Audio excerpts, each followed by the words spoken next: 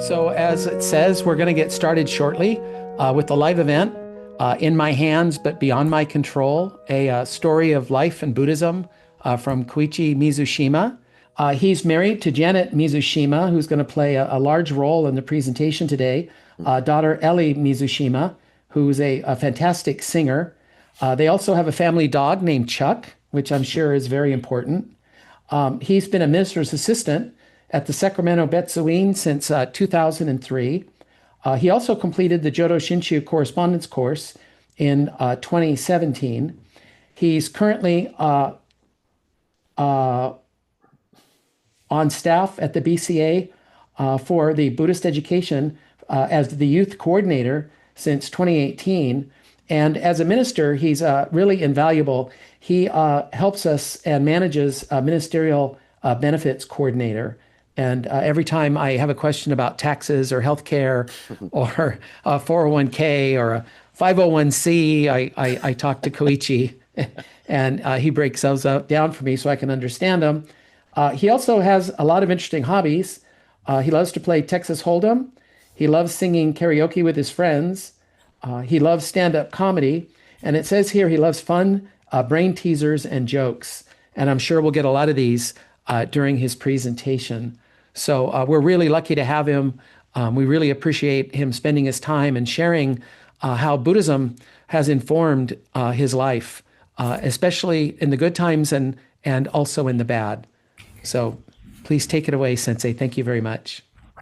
Thank you very much, Reverend John. Thank you, and good afternoon, everyone. Thank you all for joining us today, and especially Reverend John, thank you for inviting me to be a guest, to be on your guest speaker series at Everyday Buddhist. So today I wanted to keep it kind of informal, if that's okay, really casual. Today I'm going to be sharing a very personal story with you about what my wife went through at the end of last year. So I'm going to apologize in advance. Forgive me. This is a long story. For anyone that knows me, you'll know that I'm a very long storyteller. So I'm going to go ahead, and I've asked my good friend Sensei Andy to interject anytime during this talk, and I'll try to keep my eye on the chat and go from there. So once again, my name is Koichi Mizushima. I am actually from the Sacramento Betsuin. And what I've noticed is in our Buddhist community, in our, Jodo Shinshu temple community, I think we have a tendency to not really publicly talk about a lot of our personal struggles and personal fears, right? And I'm sure there are many, many reasons for that. Maybe one of the reasons is because we don't want to burden other people with our problems. But maybe also we think that, oh, everybody else has such bigger problems that are so much more serious and so much more dire that maybe we're not worthy, right, to share our own problems and struggles and things that we, that challenge us in our lives. But the reality of the matter is, all of our struggles, it's not a competition, right? We don't have to compete on whose struggles are more severe than other people. If it is a struggle or a challenge or your own personal dukkha, right? That's the word we all know. If it is your own suffering, then it is your own, and it is valid. It is worthy. It is impactful to you in your life. And by you sharing it, you're sharing with the people that you're talking to about what's going on with you. So that's what I'm going to do with you today. Just share you a story that happened to us. And I'm well aware that many people have struggled with many, many health issues, even some that are so much more dire. Okay, so this story began last year, right around the end of October. My wife Janet woke up on a regular Thursday morning, and she didn't feel good. Her stomach didn't feel good. She didn't really have an appetite, and that in and of itself is not too out of the ordinary. Seemed like just a mild stomach flu. So, we didn't worry about it. We just told her to take it easy. But when Thursday turned into Friday and over the weekend, and as next week's Tuesday ran around, and she still really wasn't eating, that was the big problem. Her appetite was so low, she couldn't keep food down. She was very nauseous. That started becoming a real concern for us, right? We're like, okay, it's not getting better. So that's a worry. So let's go ahead and schedule an appointment with the doctor on Thursday in a couple of days from now. And we scheduled that appointment and we said, okay, let's see how it goes. So Thursday morning rolls around. All right. So we're a week into this. Janet's already really, really weak because she's not eating. She's not doing well. So Thursday morning rolls around. I wake her up about an hour and a half before our appointment. And I go in there and I go, hey, Janet, you want to get up? You want to get ready to go? And then she kind of woke up and she sat up, and she looked at me. And she looked at me and she was like, okay, okay. And she was sitting up physically and she was engaged in this conversation. I said, okay, do you want to get ready? Are you okay? And she goes, okay. And then I went, okay, did you want to jump in the shower first or what do you want to do? And she just kept saying, okay. And I realized that she was looking at me.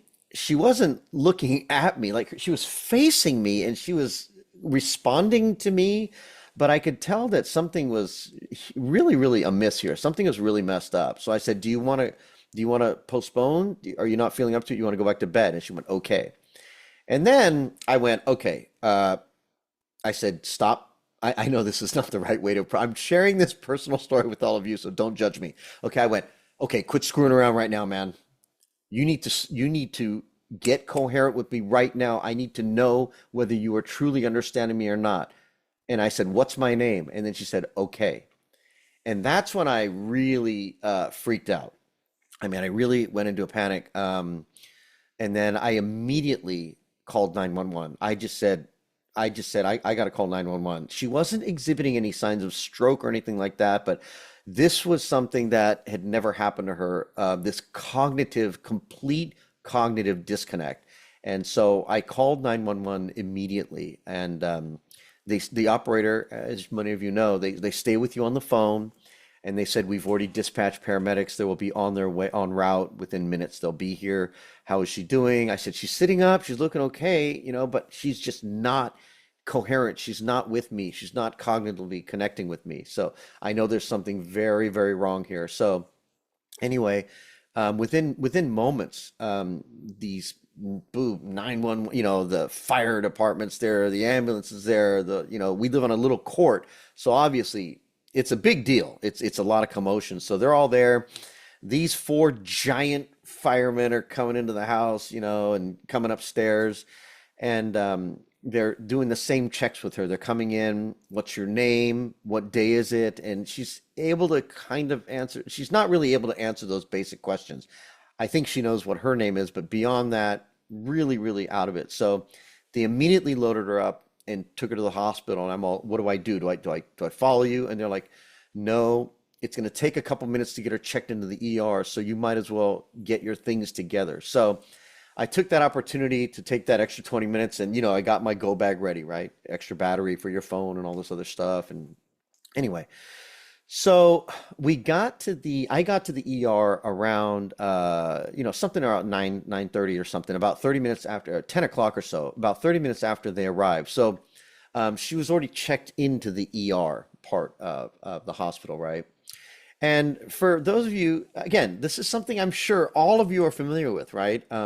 If not, you'll know somebody that's done this. But the ER, for those that are not accustomed to going to a hospital, such as myself, the ER, it's a confusing place. Like you get in there, you don't know what's going on. There's a ton of people just sitting in the waiting room, people holding wounds on their heads, it's just not a comforting place. Let's call it that. Okay. It's not like Sunday service in the Hondo where everything's peaceful and people are smiling. It's very chaotic. And the energy in that room is very, it's really something difficult to contend with. So I'm in there trying to find out where she is. So obviously I get over there, right? And I finally find her. When you're in the ER portion, you're just in this little curtain that separates two beds and there's a lot of hustle and bustle. People are running around, doctors, nurses, there's people coughing, some people are screaming. I mean, it's just a really kind of chaotic place when it's busy. So you're in there and my wife's in there. They already have her hooked up to IVs, obviously, because she hasn't been eating for a week. So she's very, very dehydrated and malnourished. So, typically speaking, when people get a saline IV, it really brings them back. Even that initial IV, like no matter what's ailing you, that really tends to bring a lot of people back, puts the color back in their face. I didn't realize how jaundiced she was. I didn't realize how yellow her skin was at home, right? I didn't really notice how bad it was, and her eyes were clouded over. In any case, it helped, but it didn't really help that much. So obviously, the first thing they did was take blood, right? They're doing the blood tests. So what we found out was that her platelet count was dangerously low. Now, at this time, I knew nothing about platelet counts. I didn't know anything, but just knowing that it was low and understanding that platelets are what, very important part of what makes your blood clot.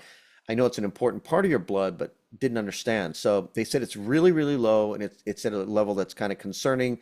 So they started doing blood transfusions as well. In addition, after the saline was done, they're doing direct blood infusions as well. At the time, I didn't realize how low her count was, and I would find that out a little bit later.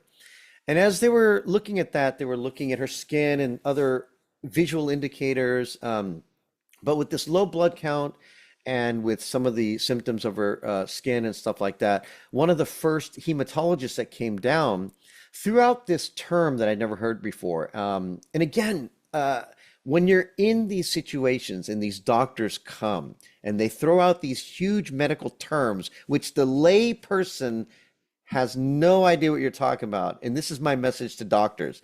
Can you write it down on a cue card or something? Because when you walk up to me and say, this could be TTP, and I'm like, what is TTP? And they go, thrombotic thrombocytopenic purpura, and I'm like, okay, I don't even know what you said, number one. So for those of you that are watching right now, I want you to take a moment, go on your phone and Google TTP blood disorder. I know this is a weird thing to do during a internet presentation, but take a moment, and I really encourage you to actually do this. Just look up TTP blood disorder on Google. Just, and so as you're looking this up, because this is what I did, right?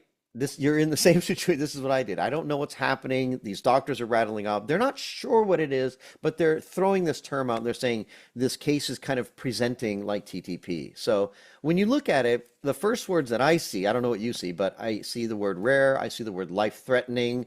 I see the word organ damage. I see the word, enzyme deficiency. And then I see the words, anyway, it's very, very, very, very severe, right? It's not like your run-of-the-mill thing. So of course now I'm like, great, thanks for telling me that when you're not sure what it is. And now, I'm trying not to panic. So anyway, apparently, as I continued Google's the best thing and the worst thing at the same time, right? For a layperson, you got to take it with a grain of salt, guys. I have trust and faith in medicine. I have trust and faith in technology. I believe in science. I believe in doctors. So I'm not one of those that are trying to refute them. But I also believe in advocating for yourself and your loved ones. That's a real important part of the medical care process. You must advocate and educate yourself, right? So I'm trying to absorb as much knowledge and information as I can. And then I find out that TTP occurs in 3 to 6 people out of a million. Okay. And I'm like, seriously? 3 to 6 people out of a million. And we were at Kaiser, South Sacramento. And at this particular Kaiser, there are literally less than 5 cases a year in the entire hospital.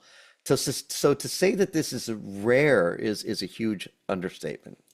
Okay, now this is the part of my presentation where I turn into a bioscience lecturer here for a little bit. So you can skip this part or you can listen if you want. TTP occurs. There's an enzyme, and I don't even have to read my notes for this because this is how much I research this.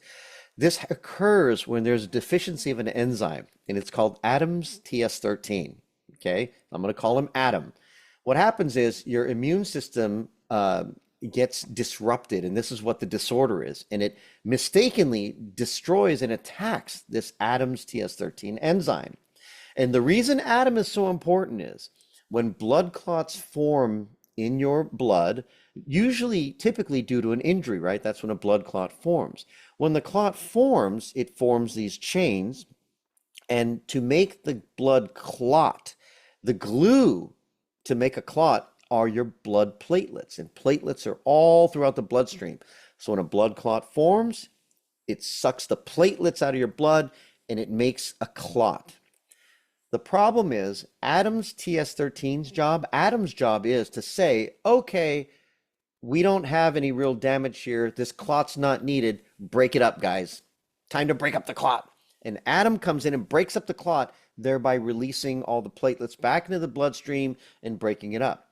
When there is no atoms around, these tiny clots form all over in all these small blood vessels in very important parts of the body, including the brain and everything else. And when these blood vessels, when these blood clots are not broken up as they're supposed to be, they suck all the platelets out of your blood. And that's what was causing her very, very, very dangerously low platelet count. So that is basically what that is in a nutshell for the most part.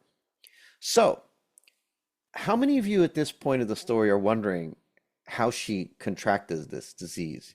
You can raise your hand if you want. Okay, so when I tell this story, that is the first thing that everyone asks. How did she get it? How did this happen? Where did you catch it? What is it? Is it genetic? Yes, it says that it can be presented through a viral infection. It also says it appears in pregnancy. Well, that's not it. Okay, thankfully. But anyway, but the point is, the real answer to this is they don't know. They don't even know. So not only is this thing extremely, extremely rare, but the actual trigger for it and the cause, if you will, it's still completely unknown. We just don't know. So the reality of it is at this stage, being in the ER with her platelet counts plummeting and her health just in a real dire situation, the why this is happening or the how she contracted it never once even entered my mind. It was completely irrelevant to me. It didn't matter why. It didn't matter how. All that mattered is what we will be doing next. And that's when I realized, even in this time of great trial and confusion and fear, I realized how deeply rooted my Buddhist teachings are inside of me. And I never really thought of myself as involved as I am with temple and being an MA. I still never thought of myself as this overly, superly devout Buddhist, if you will. Anyway, but I realized in this moment, oh, it's in there. It's all in there. And it came out when I needed it the most. And that was just a wild thing for me to feel. So anyway, I realized, hey, I don't need to know why. I just need to know what we need to do now. Okay. So I just sat with her and I was just with her together. I remember the bed next to us. There was an elderly woman there as well, because we're only separated by a tiny screen, and she was alone. And I felt so bad for her because there was no one with her, because we were there for hours and hours. And I noticed by overhearing that she had a Japanese name, and I forgot her name now, but at the time I was actually texting my office manager to see if she was a temple member, to see if we can help her out. But anyway, it just goes to show you, how many other people are suffering right alongside you, and you have no idea.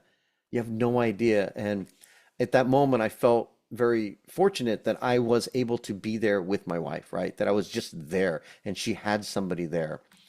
So anyway, we were there for hours and hours and hours. We had multiple blood tests. We had multiple infusions, plasma infusion, including a blood infusion. All this stuff was going on. And it took, like I said, we got there around 9:30, 10 o'clock. We finally got assigned to a room at about 8:30 p.m., right? So we were there, all day.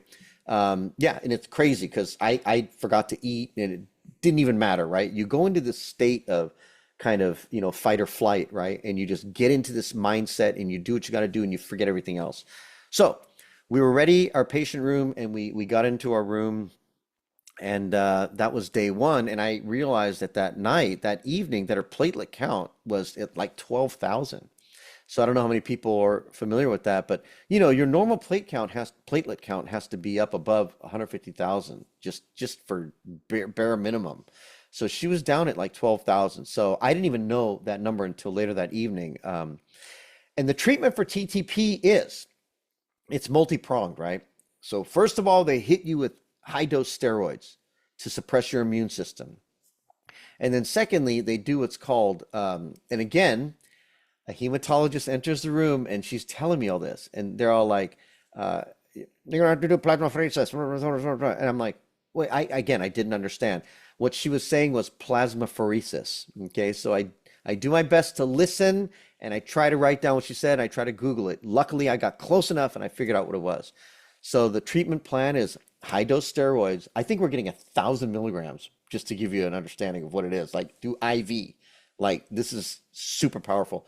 And plasmapheresis, which is a plasma exchange. Okay. So, and then followed by another medication, which is administered by a chemo nurse. Okay. So that's the three-pronged approach. So what's plasmapheresis? Plasma exchange.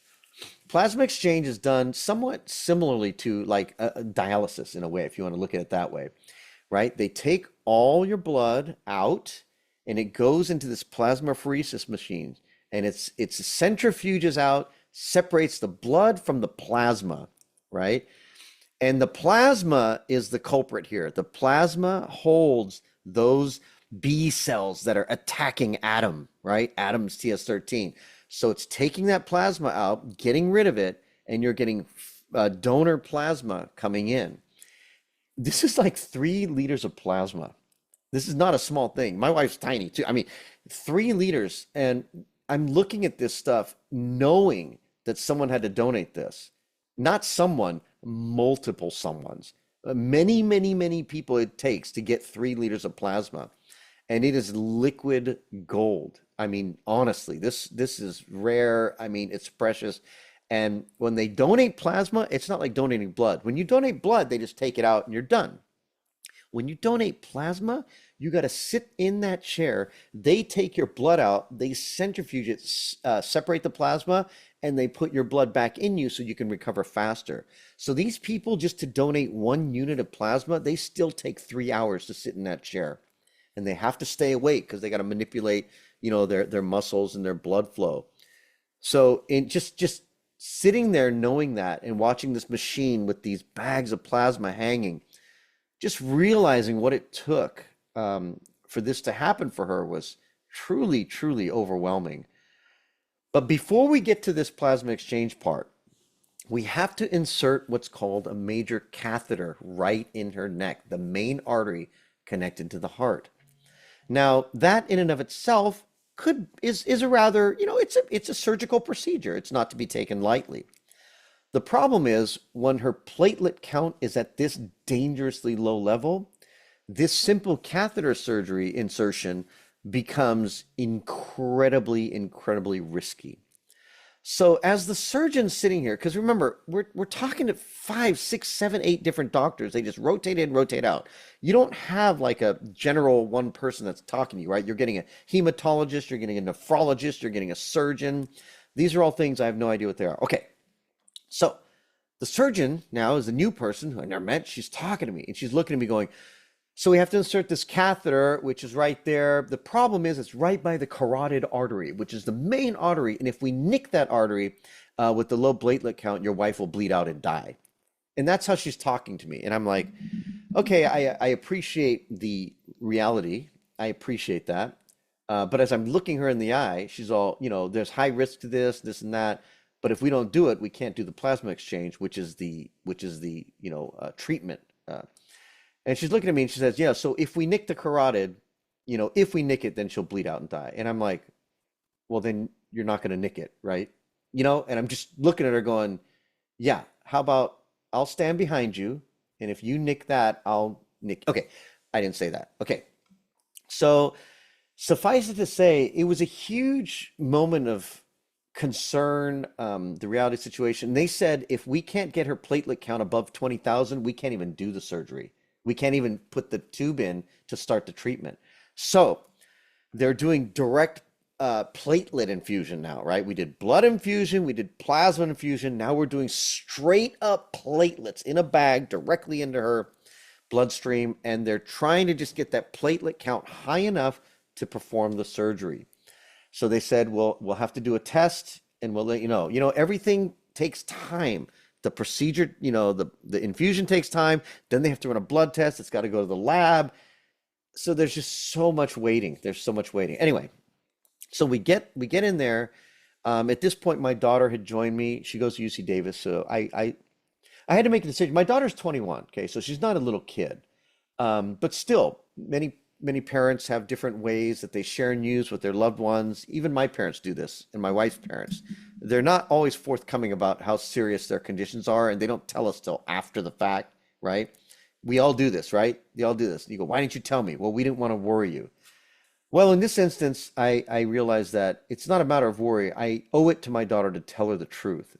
And that's a commitment that I made to her very early on in my life and just how our relationship is. I go, you know what? I'm going to decide that even though it's difficult, even though it's scary and all that, I'm going to tell her the truth. So, I let her know exactly what the situation was. Um, so she actually came to join us while we're waiting for this catheter to be inserted. So we were in the waiting room together. We're waiting for this doctor. They ran into some troubles. It went in wrong. They had to redo it. They had to take an x-ray. They had to do a CTI. They had to reposition it. And I was like, oh my God, you're killing me. But after an hour and a half, they got it right. So suffice it to say, I was very, very thankful. But I'll be honest with you, waiting for that procedure to be completed as I was sitting in this separate waiting room, your mind, your brain, man, you can't control. When we read Golden Chain, it says, I will think pure and beautiful thoughts. I'm like, I can't control what I think, guys. I mean, so I can control my words and my actions, but the thought part, I always had difficulty with, because I'll tell you what, the way my mind wandered off to just the worst case scenarios, and you start thinking crazy things, what if this goes wrong, and you have these images in your head of the surgery going wrong, and you're terrified, but at the same time, I'm so pragmatic that I'm like, well, what am I going to do now? Okay, all our affairs are in order. What am I going to do next? Anyway, you think all these crazy things, and then the surgeon comes in and they tell you everything went okay, and you're like, release, right? You just release. That's one part. But all of that anxiety and trauma, it doesn't get released because you really felt all that stuff and it's still bundled up right in there, man. But you release it so you can get to stage 2. And while I was in that waiting room, I decided this would be an important time for me to log all this. So the reason I'm able to remember all this is because I started a log, what I'm calling Janet's medical log. Medical log, star date, 10056.3. And I logged every step of the way to help me remember what was happening and what I needed to know. But also, I shared this link with a lot of my friends and family because they're asking what's going on and they don't want to bother you because you're in this traumatic situation, but they're so worried. So this log served so many different purposes that benefited me. Not only did it help me recall everything that was happening in what order, but it also helped inform those that cared about us. And the other thing that it did for me, which I didn't even realize it was going to do, was it helped me feel connected to all of these people, knowing that they were reading this log. And again, I, I didn't think that that was something I needed. I typically look at myself as a pretty solid person. I can push through things. I don't, I don't fold too easily. I'm a pretty strong-willed person. But in this time, realizing that I had zero, zero control over this situation, it was not only humbling, it was completely just powerless.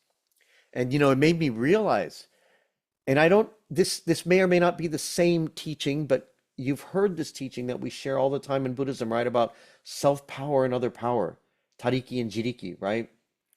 I realized that in my shortcoming as a Buddhist, I am so jiriki oriented. I am so self-power driven. It is through my effort. It is through my decision making. It is through my research. It is through my will and drive that I control the outcome of my life.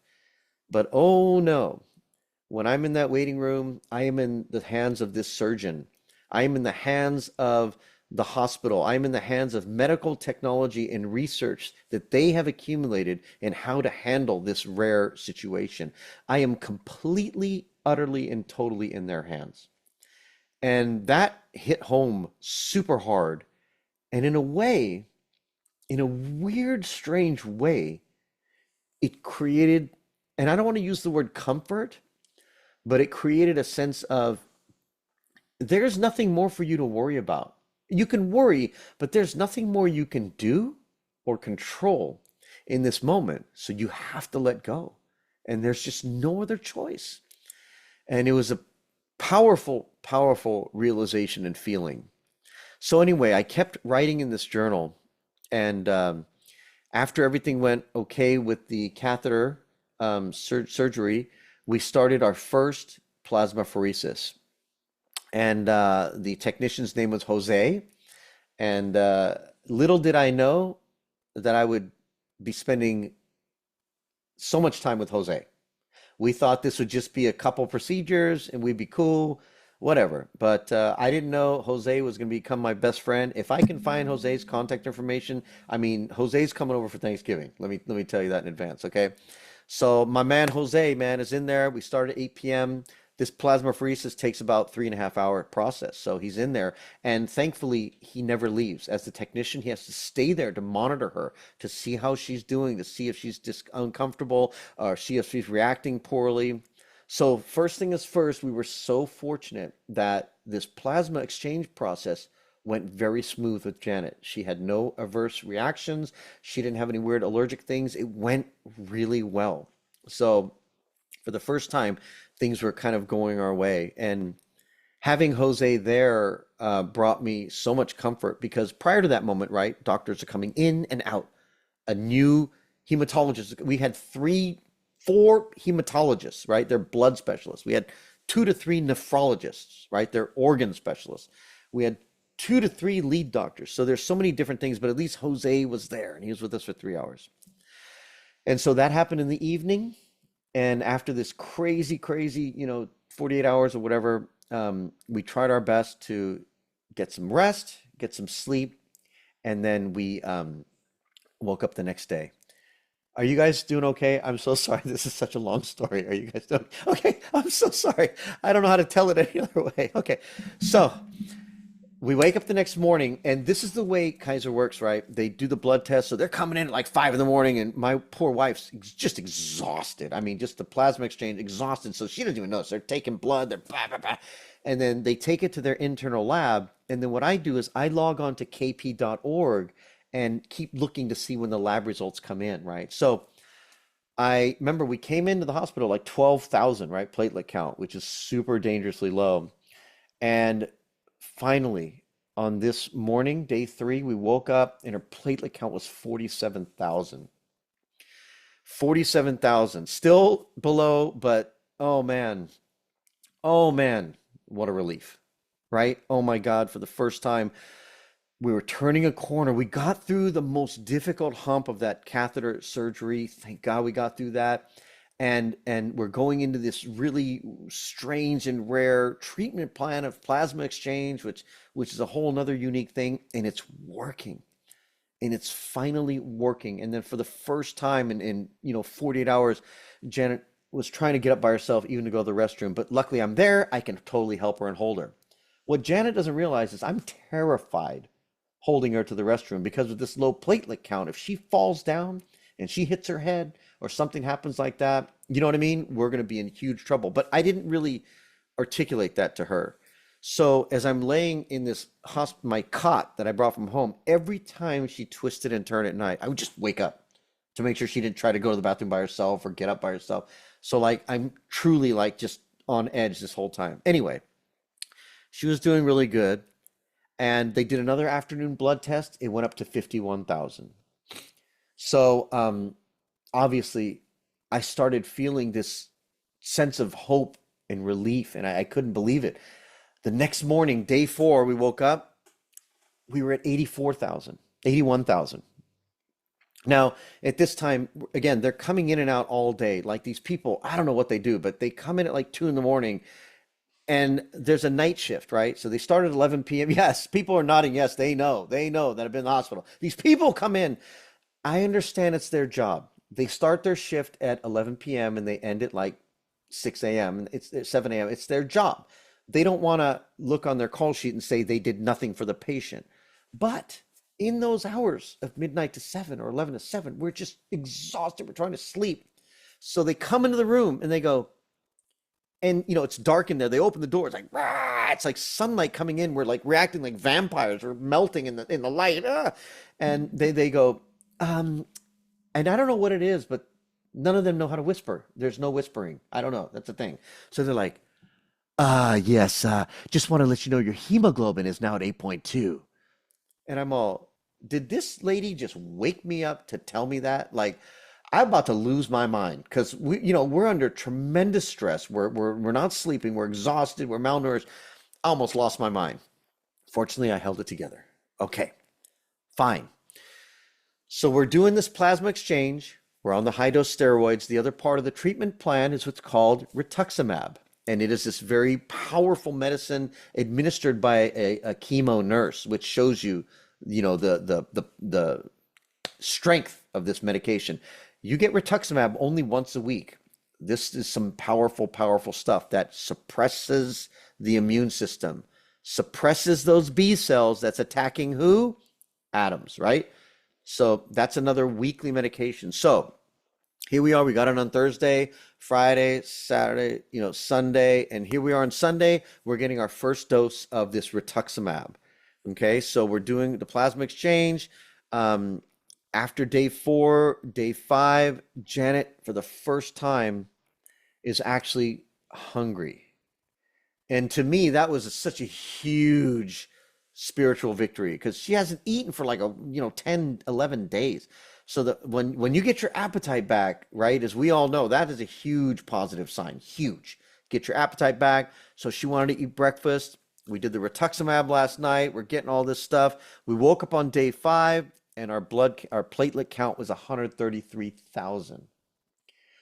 And word on the street is once we hit over 150 and you're stable, you're going home. So we can see the light at the end of the tunnel to the point where I'm like texting my daughter, hey man, you got to come out here and help me load all my stuff. Cause I brought a camp because I'm living at the hospital. I just live there. So I said, hey, get in here and help me out. Anyway, I'm starting to make plans. Okay. Day 6, we wake up. Janet's eating now. She's on regular food. She doesn't have to eat that clear broth that looks like kind of dirty mop water. That's what that broth looks like. It is not good. She's eating regular foods now. She's doing good. She's getting up. We're walking around the hall together. We're trying to stay active, right? We're doing really good. Her strength is good. Color to her skin's back. Day 6, we wake up. We're at 175,000 platelet counts. The lead doctor came in and says, things are looking very good. I don't want to misguide you and think that you're just like out of the woods and you can go, do jumping jacks. That's not how this works. We're still in a very precarious situation. It's still very, very, very, it's still very risky. Okay. But it's going the right way. This is what we want to see. We're happy about this, but let's just keep you one more night just to make sure. We're going to stop doing the plasma exchange tonight because you're on the rituximab, you're on the steroids. We're going to just stop doing the plasma exchange tonight. And then we'll come back tomorrow morning. Okay, which is great. Because what's tomorrow morning? Tomorrow morning is day 7. It's my birthday. So I'm like, this is awesome. My friends are so kind and sweet. They're like, what do you want? What food do you want me to bring you for your birthday? This and this and this. I'm like, guys, I don't need anything. I got one birthday wish, and you all know what that wish is in this room. I just want my wife to be okay. I want for nothing. I need nothing. I don't need anything.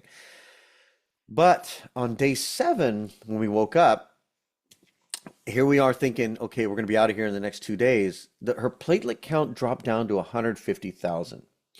So this clearly is not good. Okay, this is not good, but we figured, you know what? Maybe we stopped doing the plasma exchange a little bit too early. Maybe we had to keep doing that a couple more times to flush out all of the bad plasma. So the doctor came in and says, hey, this is not what we want to see, but it's okay, guys. We're still cool. We're still on track. Let's bring back this plasma exchange again. Let's do it again for another 3 or 4 sessions to make sure we get all the stuff out. So don't worry, you guys. You're not going to go home on Friday. You know what I'm saying? You're not going home, but let's just stay in here and let's just do it. So that's fine. So, at this point, I'm like, you know what? I'm thankful that we're still in the hospital, right? I'm thankful we didn't get sent home the day before, because I would have never known. I'm not doing blood tests at home. I don't have a lab at home. Okay. So the next day we're on day 8, and they do that early morning blood draw again. And now I'm a little bit anxious, right? Right? Now I'm not feeling so confident, and it's not like light at the end of the tunnel. So I'm logging on. I'm hitting refresh. And then when I saw the number, on day 8, oh man, my heart almost stopped, because it went down to 30,000, and I got to tell you guys, I mean, you know, all this talk about, things happen, and life is tough and you just deal with it. It happens because it happens. I mean, I'm not going to lie to you. When I saw that number, 30,000, I just was at a loss. I was completely lost. I just didn't know what to do. I knew I had to stay strong and stay together for my wife, who's sitting across the room as I'm logging in, and she goes, "Oh, do you see it?" And I went, "Oh yeah, yeah, it went down a little bit." And that's all I could say to her, right? That's just all I could say to her. But inside, I am crushed. Like I'm terrified. And so obviously the doctors came in later that morning and said, "Okay, I'm not going to lie. This is bad, but don't worry. We're going to get back on the plasma exchange, and we are going to get a 4th treatment plan in place." So of the 5 or 6 patients that get TTP, 75% of the people respond perfectly to the 3 things that we did. But there's a smaller percentage of those people, 1/4 of the people, don't respond to those 3 treatments, and they require an additional treatment. And again, this doctor comes in the morning and they go, "What we're going to do is we're going to apply caplacizumab." And, da, da, da, da, da, da. And I'm like, "God, there you go again. You're saying other stuff. I don't know what you're saying." It's pronounced caplacizumab.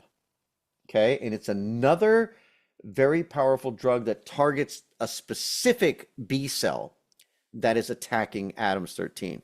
So they have this 4th medication plan, treatment plan in place, even though these things are plummeting. So I said, fine.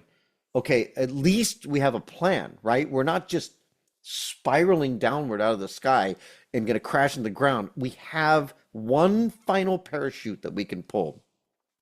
So even the next day, we started the plasma exchange again, right? Because we skipped one day, right? We skipped one day, and that's when it started going down.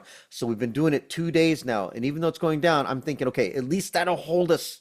This plasma exchange, it'll hold us firm at least. And so on day 9, when I woke up, I logged in, and I couldn't even update my medical log. My fingers couldn't type the number because her count went down to 17,000, right?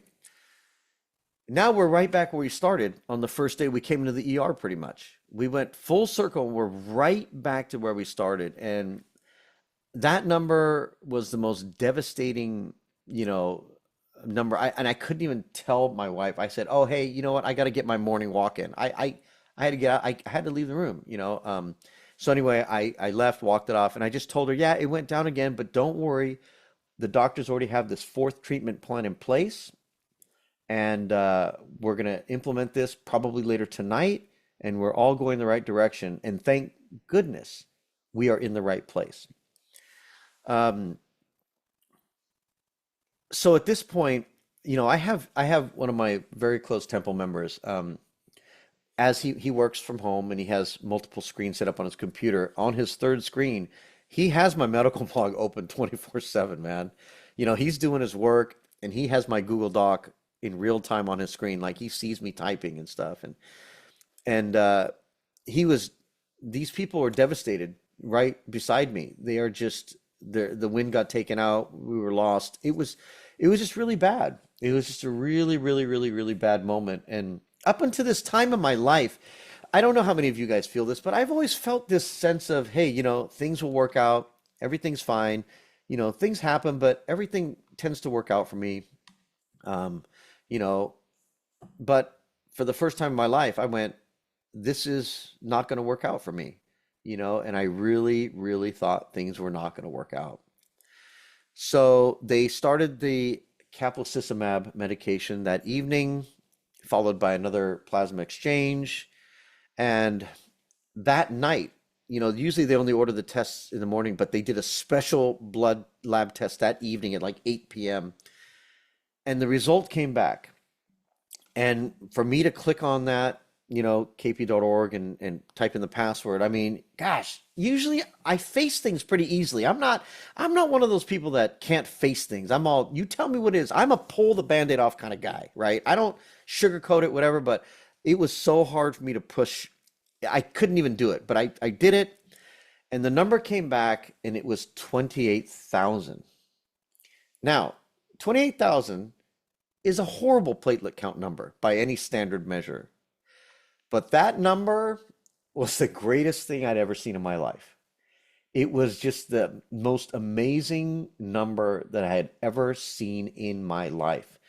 It restored everything. It changed the trajectory of my thoughts, of where my mind was wandering, and all the negative things it went to. And I'm telling you guys, 28,000 is my new favorite number. And it just shows you how relative everything is. Because if any one of you right now told me you had a platelet count of 28,000, I would be rushing you to the ER right now, like, oh my God. But in her case, this 28,000 was the one tiny sliver and glimmer of hope and light that I needed at that time more than any other time to just keep me positive and keep me going. And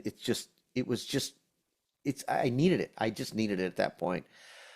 So day 10, when we woke up, by now we're day 10. Most people aren't in these patient rooms for this long, right? Usually you're in and you're out of there. By day 10, I finally got an understanding of the schedules. I know where the clean sheets are. I know where the pillowcases are. I know where the clean gowns are. I know where the hot wipes are. I know where everything is. As a matter of fact, every evening I would walk around the hospital to get my steps in just to keep my exercise. And we were on the 5th floor. So I walked up and down the stairs multiple times a day to keep exercise. As a matter of fact, in the evenings, I would wander the halls so much when I would see visitors walking around, I would often stop them and say, excuse me, did you need help finding something? And they're like, yeah, we're looking for North Tower room 3. And I go, that would be right this way. Follow me. And I would actually start like guiding people around the hospital because I knew this hospital now like the back of my hand. I knew where everything was. And that's how I kept my mind in a good place, right? At least I can be of service to somebody, just do something. And I needed it, right? So day 10, finally, I knew I could put a sign on my door and say, don't come in this door from midnight to 6. So don't tell me what my hemoglobin count is. Don't tell me there are clean gowns on the counter. Don't do it, lady. I'm going to go ballistic if you do. So for the first time, we actually got a good night's sleep all the way through. So we got that sleep. Our bodies could regenerate and recharge. And we cleaned up. Everything was good. So the next morning, her count was at 59,000. Her count was at 59,000. And again, we were so traumatized by the first time of it going up and then plummeting that we found it difficult to celebrate these gains because we were so traumatized. We were so just, you know what I mean? There's so much PTSD. We couldn't even celebrate. We wanted to, but we couldn't. And even the doctor himself, the lead doctor came in, Dr. Naik, and he was like, we got traumatized. He used the word traumatized. We got traumatized last week and we thought we're out of the woods, but we're going to be okay. We're going to be okay. Anyway, he was a good guy, man. And here we were, just my temple community sent me DoorDash. They gave me DoorDash so I can order food at the hospital, and they just kept me sustained. And knowing that everybody was reading my blog, and every time I wrote 59,000, I got multiple texts of saying, I can't believe it, I can't believe it. And I just knew I wasn't alone. And it just helped so much. It really, really helped so much. And so that evening, they did another special blood test. We got up to 97,000. Day 11, 167,000. Day 12, 199,000. They weren't letting us go yet. They're not letting, usually we get kicked out 150,000, but they didn't let us go. We waited till day 13 and we hit this crazy 293,000 platelet count, which is crazy. So we were able to finally be discharged the next day. Like I said, it was crazy. I mean, we're not, you're not ever done with it, right? We still have to go back in the next week to get rituximab once a week. We're still doing, Janet has to self-administer her shots daily, but we were out of the proverbial woods, right, in that moment for the first time in these 14 days. I mean, I knew every nurse on shift. I knew every inch of this hospital. I could have worked there. At this point, and for us to go home was so surreal. And her immunity system obviously is really, really compromised because she's on all these medications. So it's not like you were good to go. But to be able to go home was obviously the most amazing thing in the world. But due to our trauma and exhaustion, the moment we got home and we just sat on the couch and turned on Netflix, and I was sitting there next to her and I just looked at her and went, oh my God, it's like we've been sitting here watching Netflix this whole time and nothing even happened. You know what I mean? I know that sounds crazy as I'm telling you this story, but after all that trauma happened, and then we're sitting at home on the couch, and then we were right back to normal, and it was like, this is just like a normal Saturday, and we're just sitting right back where we were, like nothing happened. And what that tells me is, it tells me about how we process trauma in our lives. And I never really fully understood or realized this, but for your body to survive, it has to compartmentalize that trauma, or else you can't even put one foot in front of the other and wake up and eat breakfast the next day, right? Because if you really felt everything and all those experiences all at once, it's overwhelming and it just will shut you down. And so I realized how much of that trauma I still held. And so when Reverend John asked me to present today, he asked me actually to present something very different that I had done at another workshop. But I asked Reverend John, I said, may I tell you this story, not just for you to hear, but as a way for me to process my trauma and just kind of share this journey with all of you. And also to share with you how valuable my Buddhist background and my Buddhist fundamentals truly served me in this difficult time. I didn't think I was a person of faith, to be honest with you. And we don't use the word faith in Buddhism as we do in the Christian sense. But faith is falling into something where you don't have proof. Faith is falling backwards into a net that will catch you when you don't know the net is there. And so just knowing these teachings were there for me and this understanding, and my community and my friends and my family, but my temple community is the ones who rose up. They're the one that sent me DoorDash. One, Stacy Matsunami came to visit, and she brought cookies and she said, give this to the nursing staff. Another one of my temple members got admitted while we were in the hospital. He got admitted for low platelet count, and I was able to go down and visit her while I'm in the hospital. I'm visiting someone in the hospital while we're in the hospital, but I was able to use my DoorDash, and we ate Jollibee together, and I was able to bring her comfort. But the point I'm trying to make is my community, these people mean the world to me, mean everything to me. Just to have their strength and support and understanding and to be there, and the friends that text and call, it's just, without them, we wouldn't have made it. So my gratitude after this whole situation ended, and Janet's doing really well now, but my gratitude that I felt was overwhelming. I am so grateful for friends and family. I'm grateful that I live in this place where we have a hospital. I'm grateful that we have insurance. I'm grateful that we have this technology. Reverend John mentioned that another member of their Everyday Buddhist team, who's no longer here, but Laura Goodman, right? Laura Goodman is Paul Goodman's sister. Paul is a cancer survivor. he's doing a fundraiser for Blood Cancer United, which is a nonprofit that develops all kinds of cures. And when Paul asked me to help with this campaign, I did so with great honor because I love Paul, but I didn't realize that Blood Cancer United, the very same nonprofit that helped him with his cutting edge surgeries that were not really done in the past, is the same organization that created rituximab, which was the medication that was pivotal in my wife's treatment plan as well. And that's just another connection that we have. So I'm just humbled. I am just in awe. I am just overwhelmed by the connectivity of everything, the gratitude for everything, and how fortunate we are to be where we are, and how fortunate I am to have all of you willing to listen to my long-winded, long story. So I thank you all for sitting through this, and I'll turn it back over to Reverend John Sensei for any Q&A or anything else that you have. So thank you very much, everybody, for listening.